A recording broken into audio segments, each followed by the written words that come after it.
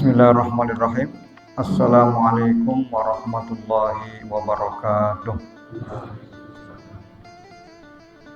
Alhamdulillah wa syukrulillah wa thana'ulillah wa la hawla wa la quwwata illa billah. Asyhadu an la ilaha illallah wahdahu la syarikalah wa asyhadu anna Muhammadan abduhu wa rasuluh.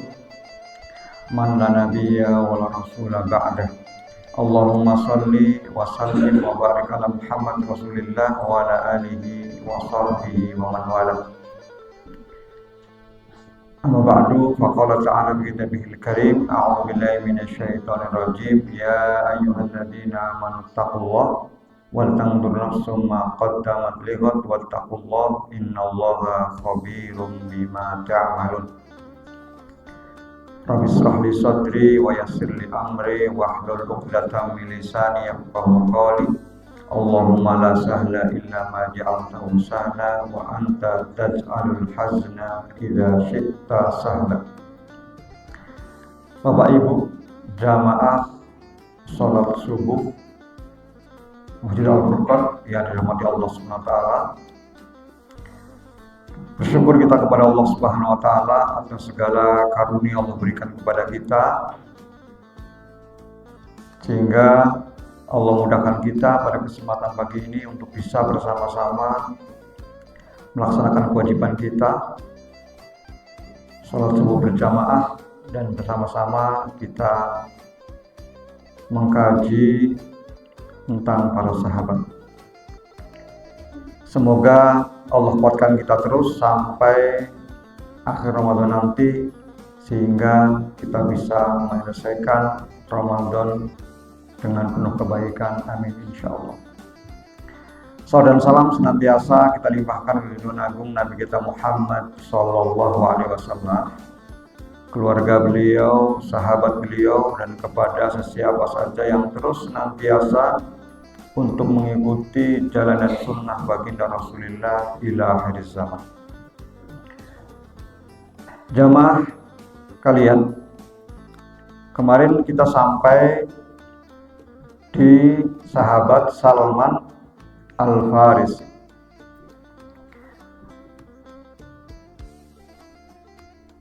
Sampai kita di peran sahabat Salman Al-Farisi dalam peperangan Khandaq. Karena di tengah-tengah penggalian Khandaq nanti ada peristiwa-peristiwa yang nanti peristiwa itu menjadi kenyataan di masa-masa akan datang, dan sahabat Salman Al-Farisi mendapati peristiwa-peristiwa itu.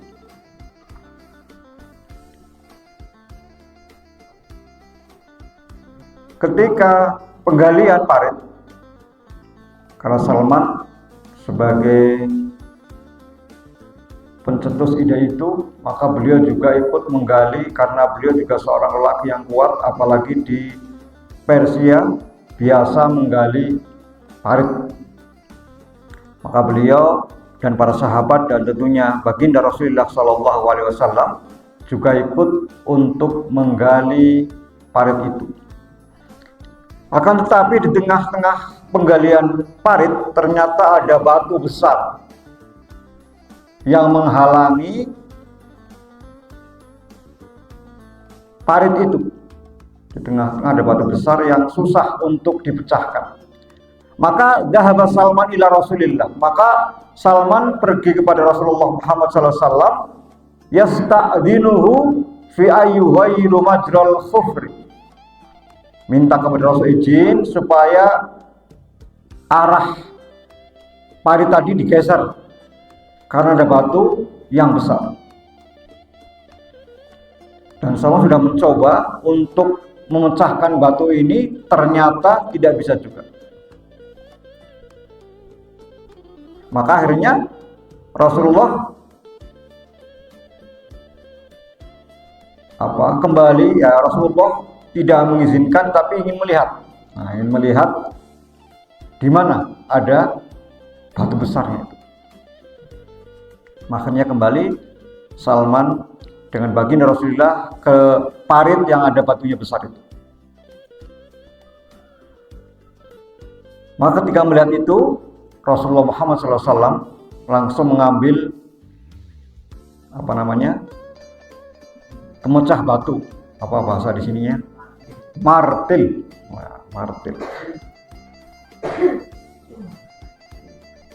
Meminta itu, kemudian dengan menyebut nama Allah, Rasulullah mengangkat martil itu dengan tangan yang mulia, kemudian dipukul sekali, dipukul 2 kali, ketiga kalinya pecah itu. Rasulullah SAW juga orang yang secara fisik juga kuat. Dia memang pertolongan Allah SWT jelas. Pecah. Maka ketika pecah yang pertama itu, Rasulullah Muhammad SAW mengatakan Allahu Akbar. Utitu mafatiha Faris, walaqad adha'ali minha qusurul hayrah, wa madain Kisra, wa inna ummati dhahiratan 'alaiha. Allahu Akbar, kata Rasulullah, saya telah diberi kunci-kunci kerajaan Persia. Sungguh telah terlihat darinya warna putih istana Hirah, kata Rasulullah, dan juga ibu kota Madain, dan sesungguhnya umatku akan menguasai itu semua. Jadi Rasulullah diperlihatkan, ketika pecah pertama diperlihatkan bahwa nanti Persia itu intinya akan dikuasai oleh kaum muslimin. Kemudian setelah itu diangkat lagi martil tadi, dipukul, yang kedua kalinya pecah lagi. Ketika itu Rasulullah takbir lagi, Allahu Akbar, dan para sahabat juga bertahlil. Utitu mafatihar rum, walaqad adha'ali minha qusuruha al-hamra, wa inna ummati dhahiratan 'alaiha. Saya telah diberi atau diperlihatkan atau diberi kunci-kunci Romawi, kunci-kunci Rom, kerajaan-kerajaan Rom. Sungguh telah nampak bagiku istana Romawi yang berwarna merah, dan sungguhnya umatku akan menguasai itu. Itu yang kedua, pecahan yang kedua. Kemudian dorobahu dorobatas salisah, kemudian Rasulullah SAW memukul ketiga, pukulan yang ketiga, maka hancurlah berkeping-keping. Wahalal Rasulullah halal muslimun, dan akhirnya kaum muslimin bertahlil. Rasulullah juga bertahlil. Rasulullah bertahlil, kaum muslimin ikut bertahlil, la ilaha illallah. Dan Rasulullah mengatakan, diperlihatkan kepada saya sekarang istana-istana Syria, Son'a, Yaman, Wasifah min madaini ardi, dan seluruh dan selain dari itu dari kota-kota di bumi yang ada saat itu. Dan bahwasanya nanti kaum muslimin dengan membawa bendera Allah akan menguasai itu semua. Maka sahabat bertakbir dan mengatakan hada ma wa'adana Allah wa rasuluh. Inilah yang dijanjikan Allah dan Rasulnya. Wa sadaqallahu wa rasuluh. Dan alangkah benarnya janji Allah dan Rasulnya. Jadi di tengah-tengah kesempitan, di tengah-tengah kegelisahan, ternyata Nabi kita Muhammad SAW memberikan harapan kepada umatnya. Tapi bukan harapan palsu, bukan janji palsu, harapan yang nyata, janji yang nyata. Dikisahkan ini perang Hondak ini sampai para sahabat itu mau buang air aja susah karena saking tegang dan takut ada musuh yang bisa masuk ke dalam kota Madinah. Bahkan beberapa sholat itu akhirnya dijamak sampai Rasulullah SAW, sahabat Umar itu tanya kepada Rasulullah, belum kata Rasulullah, ini gara-gara orang Quraisy, ini gara-gara musyrik Rasulullah, saya belum sempat sholat asar ini. Umar tuh jengkel sekali, ya kan, gara-gara itu dia nggak sholat asarnya telat. Kata Rasulullah, ya Umar, saya juga belum, sama. Ya kan, ternyata Rasulullah juga belum sholat asar. Akhirnya apa? Sholat jamaah, sholat asar itu hampir setelah sholat asar kemudian sholat maghrib. Nah, saking begitu mencekamnya pengepungan daripada pasukan musyrikin. Karena Salman sahibul mansur bi khufril Hondak. Salman adalah orang yang memberi ide untuk menggali parit. Dan beliau juga yang menemukan batu yang menghalangi penggalian parit tersebut.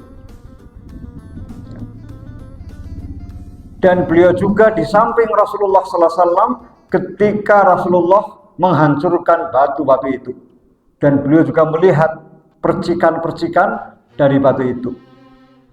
Dan apa yang disabdakan Rasulullah Muhammad SAW, ternyata sahabat Salman itu mendapatinya. Karena beliau hidup sampai zaman Khalifah Umar bin Khattab. Dan Persia, Romawi itu tunduk ataupun dikuasai oleh kaum muslimin itu pada kekuasaan, pada kekhalifahan Umar bin Khattab. Maka Salman mengatakan, saya menyaksikan itu semua, ya kan? Persia dikuasai, melihat istana Hira, istana Kisra dan sebagainya, beliau menyaksikan itu semua. Ini salah satu motivasi Rasul, ya kan? Di tengah-tengah kesedihan itu memberikan rasa percaya diri yang besar, husnudzon kepada Allah yang luar biasa. Sehingga kaum muslimin bagaimanapun ketika kita mungkin mengalami kejatuhan itu tidak boleh langsung suudzon sama Allah Subhanahu wa taala, tapi berhusnudzon sama Allah bahwa di balik itu semua insya Allah ada kebaikan yang lebih besar. Itu berkaitan dengan Salman Al-Farisi ketika menggali parit perang Hondak. Kemudian selanjutnya adalah ketika Salman Al-Farisi itu sudah masuk Islam, sudah berapa perang sudah damai, maka beliau hidup. Salah satu beliau punya sahabat karib itu namanya Abu Darda. Beliau pernah menginap beberapa hari di rumahnya sahabat Abu Darda. Ternyata sahabat Abu Darda ini seorang sahabat yang begitu rajinnya melaksanakan ibadah kepada Allah. Kalau malam itu hampir tidak tidur. Kalau siang itu hampir tidak pernah tidak puasa. Maka ketika sahabat Salman ini menginap di rumahnya Abu Darda, maka beliau ketika mau tidur, Salman mau tidur, sama Abu Darda mau sholat, ditarik, sahabatku tidur dulu lah, ya kan? Tidur dulu. Akhirnya Abu Darda menghormati tamunya, tidur. Jam 12 bangun mau sholat, nanti dulu, tidur lagi. Baru sepertiga terakhir bangun, Salman ikut bangun sholat. Paginya ketika mau sahur mau puasa, nanti dulu, besok lagi, ya, besok lagi. Akhirnya menghormati tamunya. Abu Darda merasa tidak enak, ya kan? Rasul mengatakan, wahai Salman, wahai Abu Darda, sesungguhnya matamu juga punya hak, badanmu juga punya hak, bahkan istrimu juga punya hak, ya kan? Karena Abu Darda ini pakaiannya lusuh, rambutnya kusut, ya kan? Maka Salman mengatakan seperti itu. Nah, ternyata Abu Darda merasa tidak enak, kemudian ketika ketemu Rasulullah SAW lapor, ya kan? Curhat kepada Rasulullah, begini-begini Rasulullah. Kata Rasulullah, benar apa yang dikatakan oleh Salman Al-Farisi, bahwa matamu, badanmu punya hak, keluargamu juga punya hak. Kamu jangan hanya mementingkan dirimu sendiri. Jadi bapak-bapak, ya kan, silahkan tahajud, tapi jangan semalam suntuk, Pak.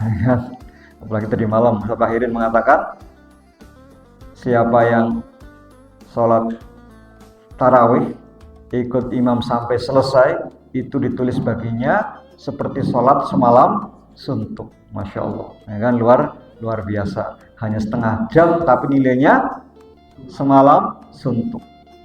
Jadi terus sampai akhir, semoga Allah kuatkan kita untuk tarawih terus sampai akhir, sehingga kita bisa dalam bulan Ramadan ini semalam suntuk kita ibadah kepada Allah Subhanahu wa Ta'ala. Ya kan? Amin. Walaupun setelah itu kita bisa tidur, ya kan, bisa makan kolak lagi, tapi itu dihitung sholat malam, Masya Allah, ya kan? Tetapi ada peristiwa yang berkaitan dengan sahabat Abu Darda ini. Ketika Salman sudah saatnya untuk menikah, maka Salman ingin meminang salah seorang wanita Ansor.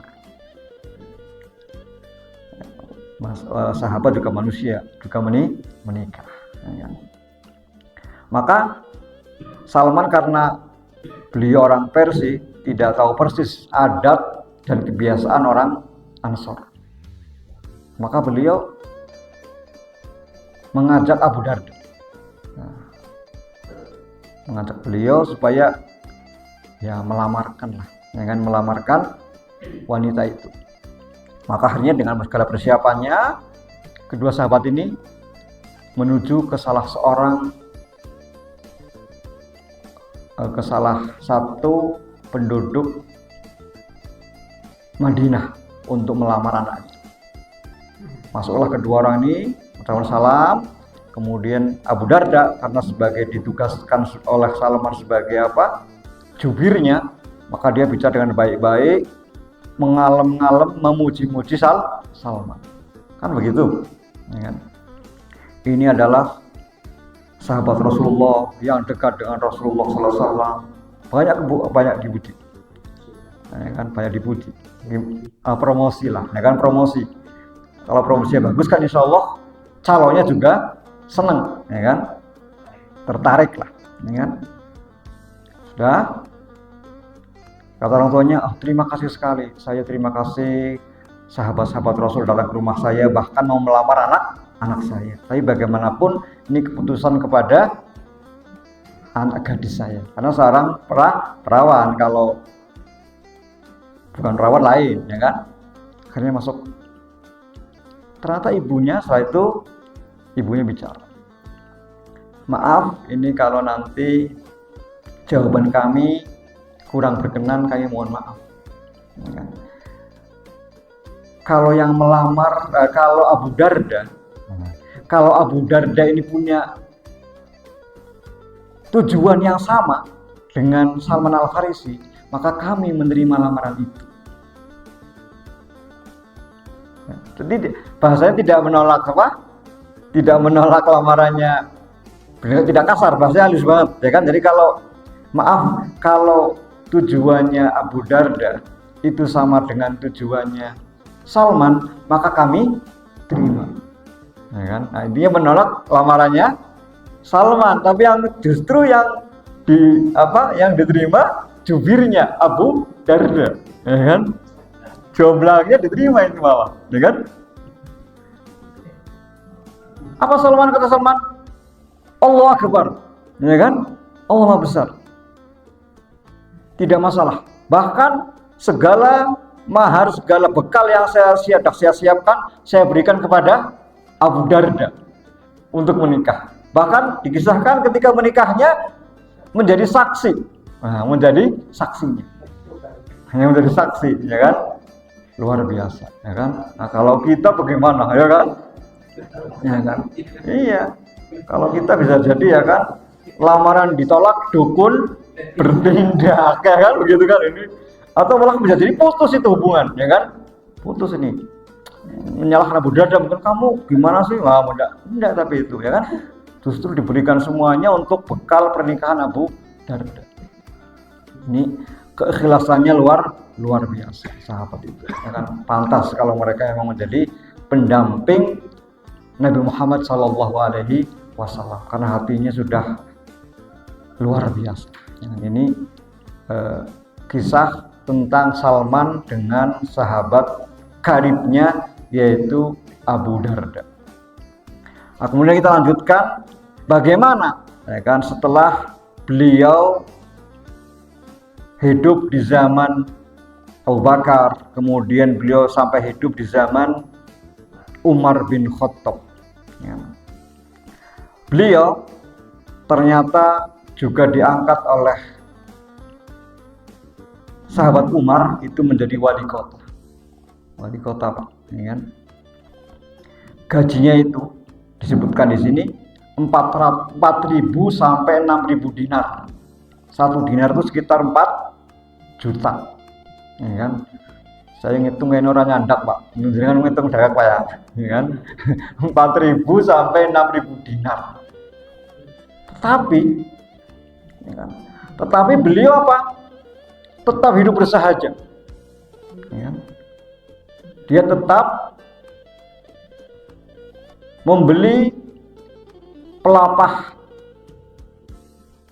daun kurma, beliau buat keranjang.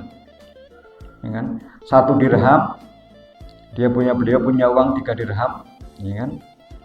1 dirham untuk beli modal tadi, dia jual dapat 3 dirham, ya kan? Dia buat sendiri, di ayam sendiri itu, ya kan? Dapat 3 dirham, 1 dirham untuk modal lagi, 1 dirham untuk keluarganya, 1 dirham untuk sedekah. Padahal gajinya itu 4.000 sampai 6.000 dinar, tapi dia gunakan setiap harinya hanya 3 dinar saja. 3 dirham, bukan dinar, malah 3 dirham. Begitu begitu bersahajanya beliau, ya kan? Maka komentar pengarang buku ini, beliau ini hampir-hampir seperti sahabat Umar bin Khattab, ya kan, dalam kesederhanaannya. Ya. Jadi tidak malah ingin menambah gaji dengan cara yang tidak benar, tetapi justru tadi disedekahkan semuanya, bahkan yang 3 dirham pun 1 dirhamnya untuk sedekah. Sehingga suatu saat karena kesederhanaan beliau, suatu saat ada orang baru datang dari Syam, ya kan? Baru datang ke kota beliau, ya. Bawaannya banyak nih, orang ini bawaannya banyak. Melihat wali kota ini, Salman ini pakaiannya lusuh lah, ya maaf kata lah, kalau sih mungkin kayak kuli begitu kan, karena pakaian agak tidak bagus begitu kan. Orang ini melihat kanan kiri nggak ada orang lain kecuali sahabat Salman. Dipanggil, oh, maaf, bisa bawakan barang saya? Oh tentu, dibawa tuh, dipanggul, ini kan, dipanggul. Di jalan ada orang salam, Salman salam kan, assalamualaikum. Yang jawab, waalaikumsalam, wahai wali kota, gitu kan. Nah, yang punya ini tadi bingung, wali kota yang mana ini, ya kan? Terus sampai dibawa lagi, sampai ada yang salam apa? Banyak orang yang ingin membawakan yang dibawa oleh Salman. Wali kota, biar saya bawa aja, biar saya bawa. Nggak usah, bawa saya aja. Wali kota, biar saya bawa, nggak usah, saya saja. Akhirnya orang ini berhenti, ya kan? Tahu bahwa ini adalah Salman Al-Farisi. Minta maaf. Sekambangannya nangis apa DP lah, minta maaf sekali ya, saya salah paham maksudnya. Nggak masalah. Rumah Anda mana? Saya antarkan sampai rumah Anda. Tetap diantarkan sampai rumah. Ini sahabat Salman begitu apa ya? Ya rendah hati, ya kan, rendah hati banget, ya kan.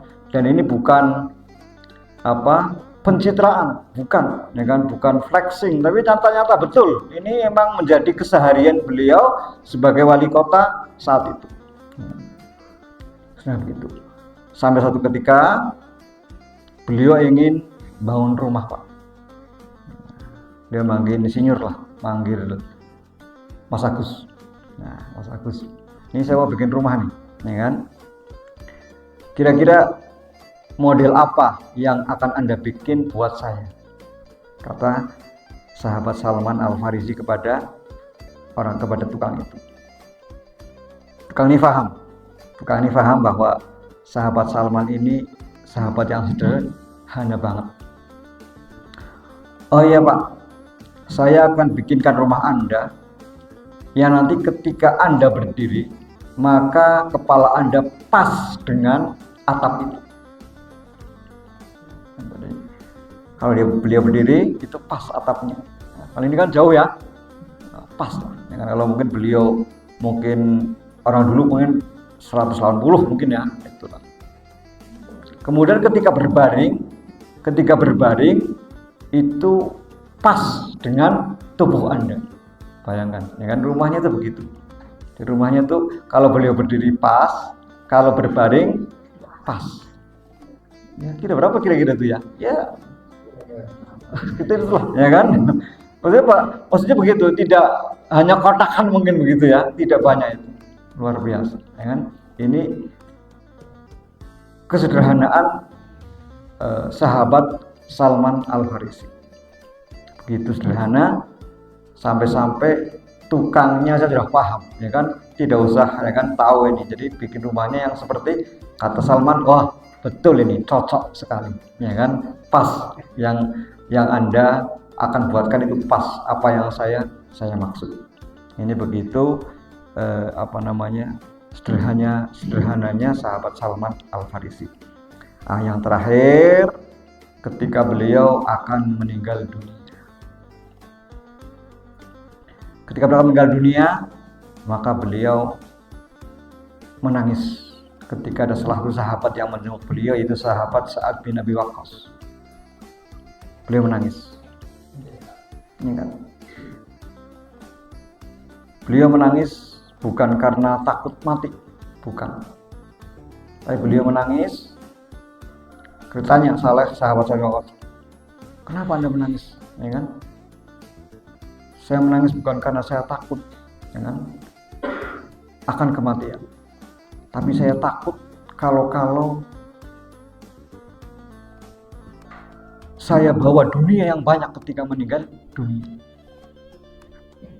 Sahabat Sa'ad bin Waqqas itu melihat-lihat sekelilingnya, ya kan?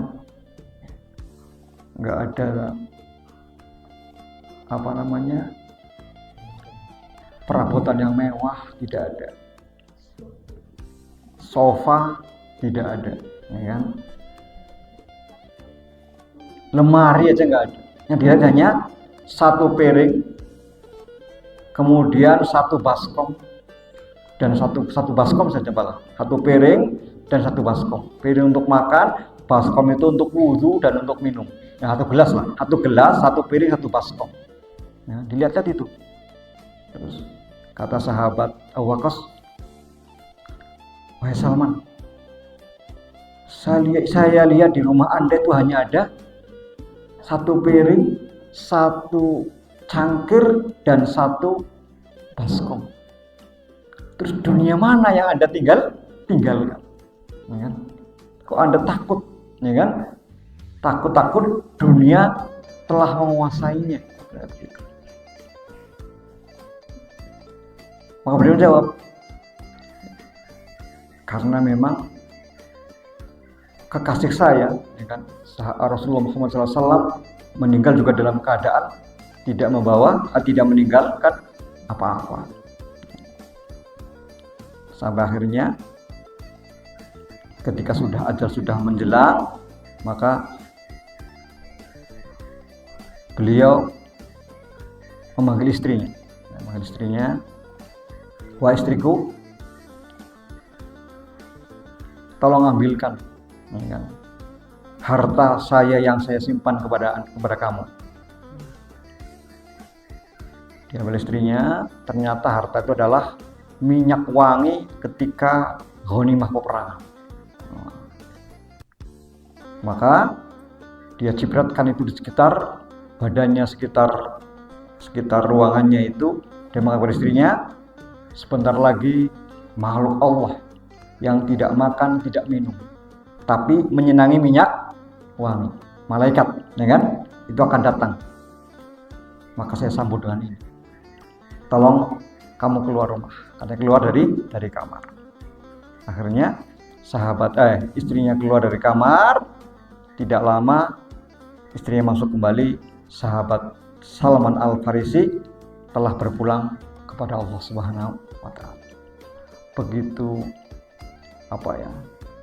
siapnya beliau menghadapi kematian, sampai karena memang dari amal-amal sebelumnya begitu, sehingga ketika kematian datang beliau tahu dan bahkan mempersiapkan. Dan Salman ini karena pendidikan dari Rasulullah Muhammad SAW dengan izin Allah tentunya, padahal beliau bukan orang Arab, ya kan? Kalau mungkin sahabat lainnya orang Arab mungkin biasa hidupnya mungkin tidak kaya, tapi ini orang Persia, ya kan? Yang saat itu sudah menjadi negara maju, hidup dalam kemakmuran, tapi bisa berbalik 180 derajat, ya kan? Kecintaannya kepada Islam dan kehidupannya berubah total. Ini yang luar biasa menurut pengarang kitab ini, karena bukan dari Mekah, bukan dari Quraisy, bukan dari Madinah, tapi dari Persia, tapi hidupnya begitu luar biasa. Nah, akhirnya semoga sahabat Salman Allah SWT terima dengan sebaik-baiknya, dan kita sebagai pencinta para sahabat, nah kita juga paling tidak ada pelajaran dan ibrah yang bisa kita petik dari itu. Karena kita harus mencintai para sahabat. Bahkan sahabat Salman ini satu ketika sahabat Ansar itu mengatakan, Salman itu dari golongan kami karena kelebihan Salman ini. Orang Ansar mengatakan itu, ya kan, ini dari golongan kami ini. Muhajirin tidak mau kalah. Huwa minna, dia dari golongan kami. Hanya Rasulullah menahi, tu laisa minkum, bukan dari kalian, tapi minni, dari Rasulullah, Ahlul Bait. Maka salah satu sahabat yang bukan keluarga Nabi tetapi masuk Ahlul Bait adalah sahabat Salman Al-Farisi. Semoga bermanfaat. Liwalakum jami'an. Lebih kurangnya mohon dimaafkan. Nahta majlisana bi istighfar majlis. Subhanaka Allahumma bihamdika asyhadu an la ilaha illa anta astaghfiruka wa atubu ilaik. Assalamualaikum warahmatullahi wabarakatuh.